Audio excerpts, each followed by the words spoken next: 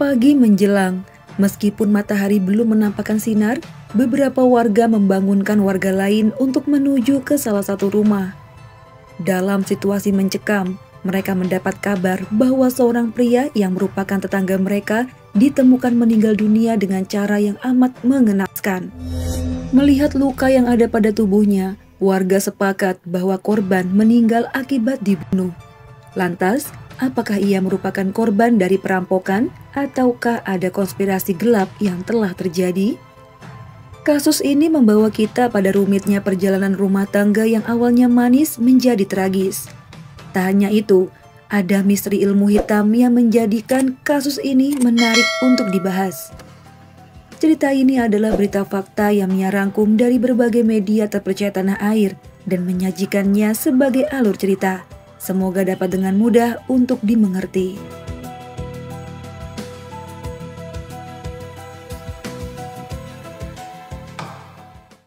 Kita kenalan dulu dengan sepasang suami istri. Sang suami bernama Salman berusia 42 tahun, sedangkan istrinya bernama Rifna berusia 31 tahun. Keduanya dikaruniai 2 orang anak. Salman bekerja sebagai karyawan di PT Surveyor Indonesia. Keluarga manis ini tinggal di Jalan Batin Batuah, Gang Pelita, Kelurahan Pematang Pudu, Kecamatan Mandau, Kepulauan Riau. Keluarga yang kelihatannya harmonis, tiba-tiba terguncang prahara. Seperti yang biasa terjadi dalam hubungan pernikahan yang memasuki tahun-tahun sensitif, di mana usia pernikahan di atas 5 tahun adalah masa-masa penuh cobaan. Biasanya masalah ekonomi, buruknya komunikasi, bahkan masalah perselingkuhan. Beberapa masalah inilah yang sering dijadikan alasan bagi beberapa pasangan memutuskan untuk berpisah. Namun yang perlu digarisbawahi, perpisahan bukanlah akhir dari segalanya. Masih banyak jodoh orang yang mungkin saja akan mampir di dalam hidup kita. Salah satu masalah itu melanda di keluarga Salman dan Rifna.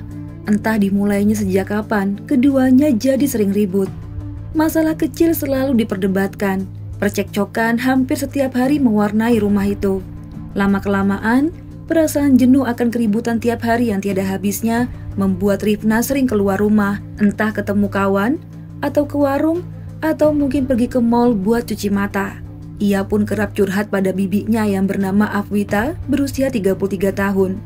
Usia keduanya hampir sama, yang mana membuat mereka saling nyaman dan berlangganan sebagai tempat curhat. Dalam media berita yang beredar, Rifna diduga memiliki teman dekat pria yang berinisial AN. Entah kedekatan hanya sebagai tempat curhat atau lebih, karena nama AN akan disebut sebagai salah satu motif Rifna untuk mengakhiri cintanya pada sang suami. Terbesit di hatinya untuk meminta bercerai, tapi terlalu ribet. Akhirnya ia memikirkan segala cara untuk membuat suaminya itu bisa menutup mata selamanya. Meskipun ia nggak mau menggunakan tangannya sendiri karena takut dipenjara dan takut kehilangan rumah serta kedua anaknya, terbesitlah dalam pikirannya untuk pergi ke dukun santet. Ia mencari kesana kemari sosok dukun ampuh yang bisa mematikan orang. Hal ini juga diceritakannya pada AN. Bagaikan sumbu kompor yang dituang minyak tanah, AN memberi satu nama yang disebut sebagai orang sakti mandraguna luar biasa. Pria itu bernama Honas Saputra berusia 33 tahun. Singkat cerita, tanpa pikir panjang Rifna langsung menuju ke rumah Honas. Ia menyampaikan maksud hatinya untuk menyudahi hidup sang suami. Hanya dengan uang ratusan ribu rupiah, Honas memberi sebotol minuman pada Rifna untuk diminum suaminya. Minuman bukan sembarang minuman, itu adalah air perasan jeruk purut yang nampak menyegarkan, namun mematikan. Cairan pelepas dahaga itu ternyata sudah berisikan mantra jahat yang membuat peminumnya terjungkal gak bernafas. Nah, paling tidak itu adalah harapan Rifna. Dengan sangat yakin tanpa keraguan, ia memberikan minuman itu dan berharap suaminya langsung koit. Namun sayang pemirsa, ditunggu beberapa waktu, suaminya malah segar bugar karena kandungan vitamin C dalam perasan jeruk purut yang diminumnya. Lah ini membuat Rifna jadi kesel setengah mati. Hatinya diliputi dendam, apalagi wajahnya selalu muram ketika suaminya pulang dari bekerja. Membuat Salman jengkel dan berkata kasar pada sang istri. Jadi mulai dari sinilah hubungan keduanya kian memanas. Mereka tak lagi tidur berdua. Rifna akan bersama kedua anaknya dan Salman tidur di ruangan lain. Saat itu di mata Rifna, Salman udah gak sebaik dulu. Pria itu sekarang ringan tangan, tak segan memukulnya ketika mereka sedang beradu argumen. Jadinya setiap malam, Rifna gak bisa tidur karena menghayalkan tentang laki-laki pujaannya yang seolah menjanjikan kebahagiaan. Tidak seperti Salman, pikirnya. Ia ingin hidup bebas tanpa bayang-bayang suaminya yang kejam kayak ibu tiri di sinetron Indosiar. Akhirnya pada tanggal 13 Mei tahun 2019, tepatnya pukul 5 pagi, seperti biasa Rifna bangun dari tidurnya dan hendak membangunkan sang suami untuk sholat subuh dan siap bekerja. Rifna terus memanggil suaminya namun tidak ada jawaban. Lantas ia masuk ke dalam kamar dan sekilas melihat sang suami yang dalam keadaan semerawut. Ketika Rifna membelalakan mata, ia melihat tubuh suaminya dipenuhi cairan merah. Sontak saja ia menjerit histeris, membangunkan anak-anaknya dan warga sekitar rumah pun berdatangan satu persatu. Melihat tubuh Salman dipenuhi cairan merah dan tak bergerak, warga segera melapor ke polsek terdekat. Dan tak lama kemudian, petugas datang bersama tim medis, juga beberapa aparat desa memenuhi TKP. Dalam pemeriksaan awal, Salman sudah meninggal dunia sebelum ditemukan oleh istrinya. Dari luka-luka yang diterimanya, korban dipastikan meninggal akibat dibunuh. Penyidik dengan segera meminta keterangan Rifna, selaku istri sekaligus pemilik rumah. Ia memberi keterangan sesekali mengusap matanya yang gak ada airnya. Saat penyidik bertanya pertama kali, mungkinkah ada perampok masuk dan adakah barang yang hilang? Rifna menjawab tidak tahu orang yang datang dan dengan maksud apa. Ia bahkan tidak mendengar suara sedikit pun yang mencurigakan. Yang ia tahu, ketika pada pagi hari saat ia terbangun, disitulah ia melihat tubuh suaminya dalam keadaan yang mengenaskan. Mengenai barang yang hilang, Rifna mengaku kehilangan 2 buah cincin dan 1 kalung emas. Mendengar keterangan ini, penyidik menyimpulkan bahwa tragedi ini merupakan kasus perampokan disertai pembunuhan. Begitu dugaan awal sementara. Apakah selesai sampai di sini? Tidak. Gosip miring menyeruak diperbincangkan oleh warga. Ketika matahari mulai menampakkan sinar, orang yang hendak pergi bekerja menghampiri TKP terlebih dahulu untuk melihat situasi brutal yang terjadi pada Salman. Pria yang dikenal cukup baik dan ramah. Kemudian sekitar jam 7 pagi, jasad korban dibawa ke rumah sakit Mandau untuk divisum, namun akan dikirim ke Pekanbaru untuk proses autopsi.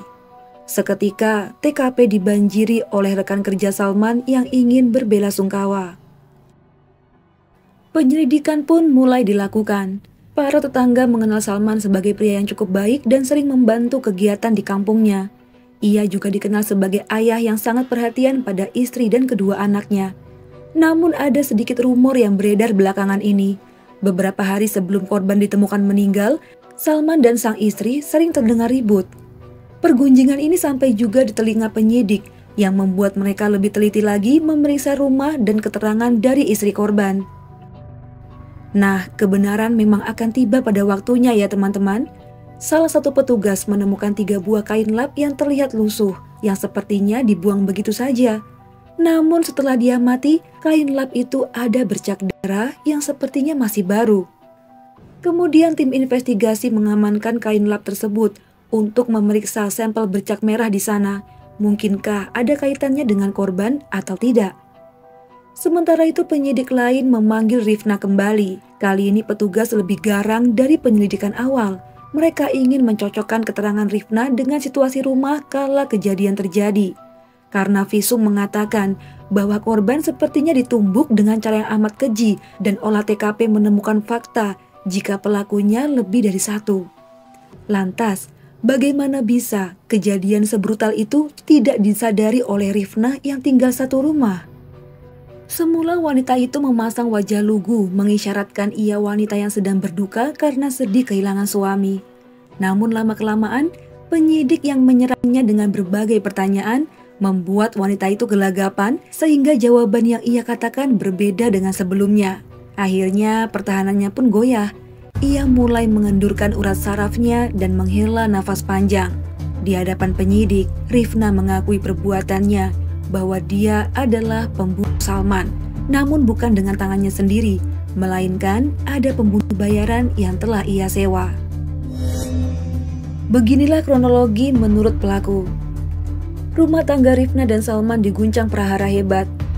Rifna merasa suaminya kasar dan ringan tangan. Untuk itulah ia mencari pelampiasan di luar dan bertemu dengan sosok pria berinisial AN. Ia adalah kenalan dari Afwika, bibi dari Rifna. Rupanya, AN dan Afwika sama-sama mengetahui perlakuan buruk Salman pada sang istri. Lambat laun, ketiganya malah berniat untuk melenyapkan Salman dengan cara gaib agar nggak perlu repot berurusan dengan polisi. Singkat cerita, didapatilah satu nama, yaitu Hona Saputra berusia 33 tahun. Sebenarnya ia bekerja sebagai satpam, merangkap sebagai dukun sakti. Ialah yang memberikan ramuan jeruk purut yang udah dijampi-jampi untuk Salman, namun targetnya malah segar bugar. Hal ini membuat Rifna jadi kecewa berat. Lantas ia mengadu pada Afwika dan mendatangi rumah Honas di Jalan Mandiri kilometer 6. Di sanalah ia berkata bahwa mantranya nggak mempan. Karena udah nggak sabar lihat suaminya koit, Rifna dengan tegas menyuruh Honas untuk memakai cara manual, yaitu menghabisi sendiri dengan tangan. Awalnya Hona Saputra menolak, Afwika juga enggan. Memikirkan resiko jika tertangkap polisi, mereka takut masuk penjara. Namun kepalang tanggung dengan niatnya yang udah direncanakan berhari-hari lamanya, Rifna memaksa mereka untuk membantunya dalam eksekusi korban. Mendengar itu Honas berpikir keras, lantas ia meminta mahar 25 juta. Sempat terjadi tawar-menawar karena Rifka tidak memiliki uang sebanyak itu. Akhirnya Rifna berjanji akan membayar 10 juta. Sebagai tanda jadi, Rifna menyerahkan DP sebesar 3 juta rupiah dulu, sisanya akan dibayar dari uang santunan BPJS suaminya nanti. Astagfirullahaladzim. Astagfirullah. Astagfirullah. Setelah negosiasi selesai, Rifna mengajak Hona survei ke lokasi eksekusi, yaitu di rumahnya. Kemudian singkat waktu, pada hari Minggu tanggal 12 Mei tahun 2019, sekitar pukul 9 malam, Hona sudah sampai di TKP. Di sana juga sudah ada Afwika yang akan membantu proses eksekusi. Rencananya mereka akan menunggu hingga target pulang dan tidur. Nah, di detik-detik pelaksanaan, waktu menunjukkan pukul 3 pagi, target baru saja sampai di rumah dan masuk ke kamar terpisah dari istri dan kedua anaknya. Dengan mengendap-endap, Rifna membukakan pintu untuk Honas dan Afwita. Rencananya Rifna akan tetap menemani sang anak, sedangkan eksekusi akan dilakukan Honas seorang diri dengan berbekal ulekan batu dan pisau dapur. Singkat cerita, target yang udah tertidur pulas tak sadar ada sosok jahat mendatanginya. Dengan batu ulekan di tangan, Honas menumbuk kelapa pria itu sebanyak 3 kali, kemudian membekap wajahnya dengan bantal. Korban yang kaget mendapat serangan itu mencoba untuk melepaskan diri. Namun karena kalah tenaga, pelaku yang juga sudah menyiapkan pisau segera menusuk perut dan bahu pria itu berkali-kali. Tak berselang lama, korban mulai terkulai lemas dan mengeluarkan cairan merah dari kepala hingga perutnya. Karena merasa korban udah tamat, Honas beranjak ke kamar mandi untuk mencuci tangan. Nah, cipratan darah milik korban diduga menempel pada tubuh pelaku, yang sempat membersihkan diri dengan kain lap. Inilah yang membuat kasus tersebut jadi terungkap. Namun ketika berada di dalam kamar mandi, Rifna tiba-tiba datang dengan ngos-ngosan. Ia berkata suaminya masih bergerak. Mendengar ini secepat kilat Honas menuju kamar korban dan menusuknya berkali-kali lagi.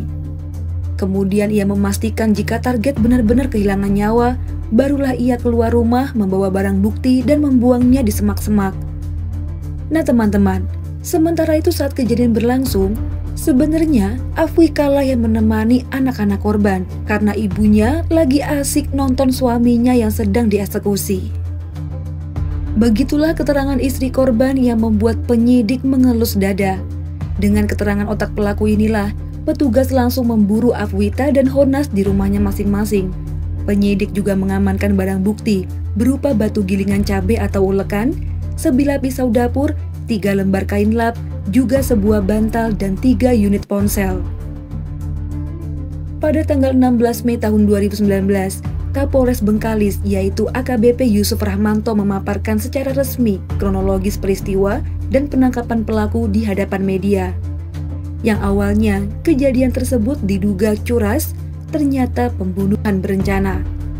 Ketiga pelaku juga dihadirkan, diantaranya adalah Rifna istri korban, Afwita bibi dari Rifna, dan Hona Saputra pembunuh bayaran. Rifna dan Afwita adalah otak pelaku, sedangkan Hona sebagai pelaku eksekutor yang tergiur bayaran 10 juta dari uang santunan BPJS milik korban. Saat itu ketiganya akan dikenakan pasal 340 dengan ancaman hukuman seumur hidup atau hukuman mati.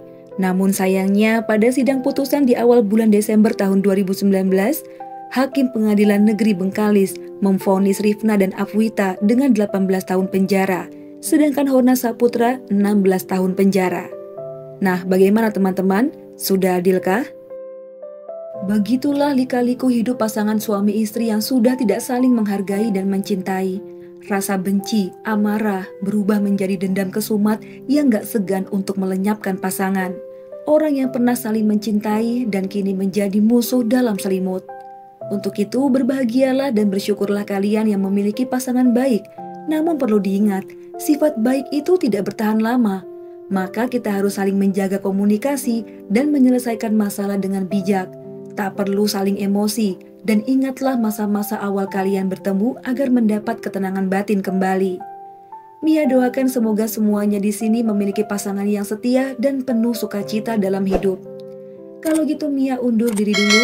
Mohon maaf banget jika ada salah-salah kata dalam pembuatan video. Sampai jumpa di video selanjutnya. Bye.